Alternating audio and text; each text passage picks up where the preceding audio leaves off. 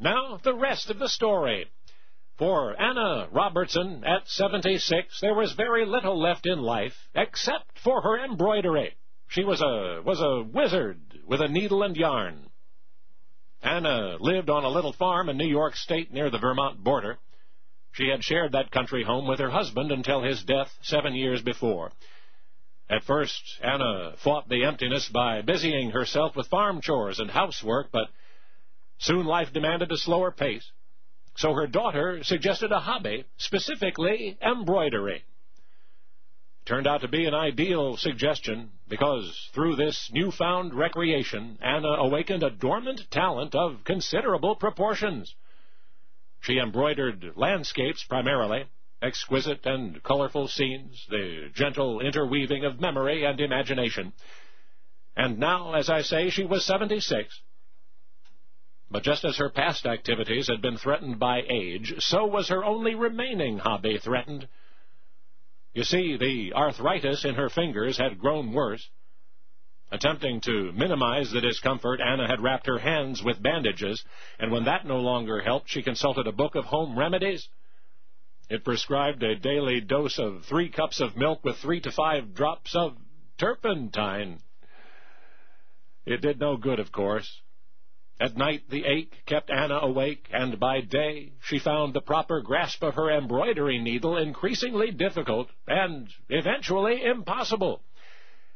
But you know, Anna just couldn't allow herself to go to seed. She'd been active all her life, and especially now she needed an expressive outlet, something to assuage her relentless restlessness. It was about then that Anna and her sister were reminiscing, recalling their childhood. Apparently, when Anna was a little girl, she amused herself by drawing pictures. She used everything imaginable to color them: berry juice, blue and red carpenter's chalk, even the paint her father used to mark livestock. The distant memories led to more recent ones. On rainy days, Anna had delighted her own children and then her grandchildren with clever little paintings and sketches. It was nothing to be taken seriously until now. Because Anna, inspired by the scattered recollections of an earlier pastime, marched up to the attic, retrieved a can of old house paint and a piece of canvas used to patch a threshing machine cover. And so it began. Anna would certainly have been contented with her embroidery. Instead, arthritis forced her to trade her needle for a brush, and a brand-new career was only beginning. Anna had never taken a lesson in art. She had never been to a museum, had never heard of Picasso or Van Gogh.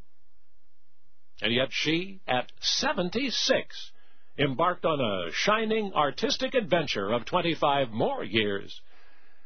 And before that odyssey was over, she had produced 1,500 paintings and had captured the imagination, the admiration, and the respect of artists and art lovers everywhere.